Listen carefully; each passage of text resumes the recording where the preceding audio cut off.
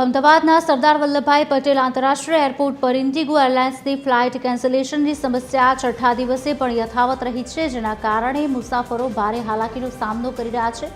આજે પણ ઇન્ડિગોની 18 ફ્લાઇટ રદ કરવામાં આવી. છેલ્લા 5 દિવસના આંકડા જોઈએ તો 7 ડિસેમ્બરે 42 ફ્લાઇટ, 6 ડિસેમ્બરે 35 ફ્લાઇટ સહિત કુલ 350થી વધુ ફ્લાઇટ રદ થઈ ચૂકી છે.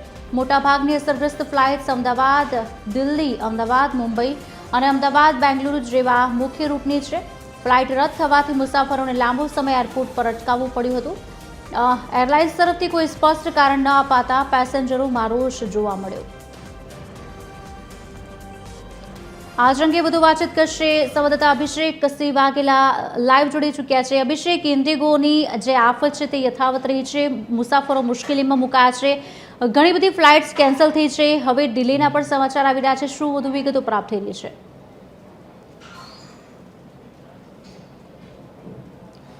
બિલકુલ ખુશાલી, વાત કરીએ તો જે પ્રકારે ઇન્ડિગો એરલાઇન્સનું જે ક્રાઇસિસ છે તે આજે પણ યથાવત જોવા મળી રહ્યો છે. છેલ્લા 6 દિવસથી આ જ પ્રકારની પરિસ્થિતિ જે છે તે જોવા મળી રહી છે. કેટલીક ફ્લાઇટો જે છે તે રદ થઈ છે અને આજની જ્યારે આપણે વાત કરીએ તો આજે 18 જેટલી ફ્લાઇટો જે છે તે રદ થઈ છે.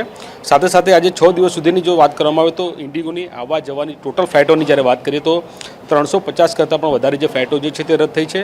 મારી પાછળના હું આપણે દ્રશ્યો બતાવવા માંગીશ કે જોઈ શકાય છે કે આ ઇન્ડિગોનું અત્યારે હાલનું હેલ્પ ડેસ્ક જે છે તે ત્યાં જોવા મળી રહ્યું છે. કેટલાક મુસાફરોની ફ્લાઇટો જે છે તે રદ થઈ છે આજે પણ, અને કેટલાક મુસાફરો જે છે તે છેલ્લા 2 થી 3 દિવસથી ધક્કા ખાતા હોય તે પ્રકારના પણ સમાચાર જે છે તે હાલ મળી રહ્યા છે. સાથે સાથે હું તમને બીજી તરફના પણ દ્રશ્યો બતાવવા માંગીશ કે જે પ્રકારે આ ક્રાઇસિસ વધી રહ્યો છે ત્યારે ભારતીય રેલવે પશ્ચિમ જોઈ શકાય છે કે બહાર આવ્યું હોય તે પ્રકારનું જોવા મળી રહ્યું છે. પશ્ચિમ રેલવેની જ્યારે વાત કરીએ તો આજે 3જો દિવસ છે અને આ જ પ્રકારનું હેલ્પ ડેસ્ક જે છે તે આખું ઊભું કરવામાં આવ્યું છે, જેથી મુસાફરોને કોઈ પણ પ્રકારની તકલીફ ન પડે, મુસાફરોને જે છે તે નિયત સમયે પોતાના સ્થળે પહોંચી શકે તે પ્રકારનું આખું એક વ્યવસ્થિત આયોજન જે છે તે પશ્ચિમ રેલવે દ્વારા કરવામાં આવ્યું છે. ત્યારે પશ્ચિમ રેલવેના કર્મચારી છે, આપણે તેમની સાથે પણ વાત કરીશું. 3 દિવસથી આ હેલ્પ ડેસ્ક ઊભું કરવામાં આવ્યું છે. કેવા પ્રકારનો મુસાફરોનો પ્રતિસાદ મળી રહ્યો છે? આપણે ઇન્ડિગોથી જે બી ફ્લાઇટ કેન્સલેશન થયેલા પેસેન્જર્સ જેમને પ્રોબ્લેમ્સ ફેસ થઈ રહી હતી આટલા દિવસથી, એમના માટે ઇન્ડિયન રેલવેઝે સહાયતાપૂર્વક આ હેલ્પ ડેસ્ક ખોલ્યું હતું, જેના કારણે ઘણા પેસેન્જરોને અમે સહાયતા કરી શક્યા.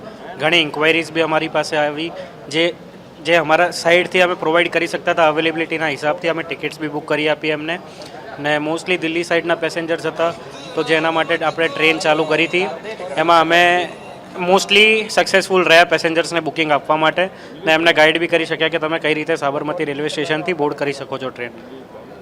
બિલકુલ, એટલે કે છેલ્લા 6 દિવસથી જે પ્રકારે મુસાફરો રજડી ગયા હતા ત્યારે જોઈ શકાય છે ત્યારે હાલ એક મુસાફર જે છે તે પણ અહીં ઊભા છે. આપણે તેમની સાથે પણ વાત કરીશું. કઈ જગ્યાનું બુકિંગ કરાવ્યું હતું, કેન્સલ થયું ને હવે અત્યારે આ રેલવેમાં આવ્યો છે? અમારે ગોવાની બુકિંગ હતી, હવે ફ્લાઇટ કેન્સલ થઈ ગઈ છે. હવે તાત્કાલિક આપણે સાહેબને સહકાર આપ્યું છે તો અમને રેલવેની ટિકિટ કઢાવી આપી છે. ખાસ કરીને પશ્ચિમ રેલવે દ્વારા હેલ્પ ડેસ્ક ઊભું કરવામાં આવ્યું છે.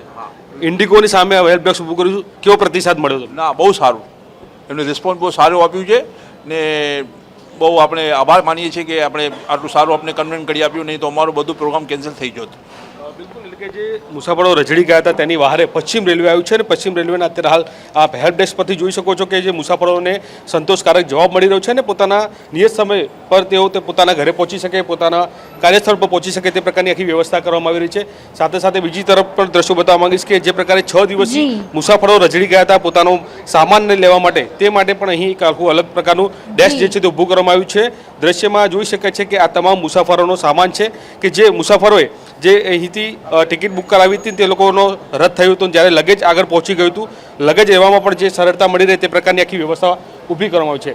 એટલે કે સૌથી મહત્વપૂર્ણ કહી શકાય કે જે પ્રકારે ઇન્ડિગોનું એરલાઇન્સનો જે ક્રાઇસિસ જે છે તે જોવા મળી રહ્યો છે. આજે 6થો દિવસ છે, આજે પણ કેટલીક ફ્લાઇટો જે છે રદ થઈ છે અને તેના કારણે થઈને મુસાફરો ક્યાંક હાલાકીમાં મુકાયા હોય તે પ્રકારનું જોવા મળી રહ્યું છે. જી અભિષેક, આભાર સમગ્ર માહિતી આપવા બદલ.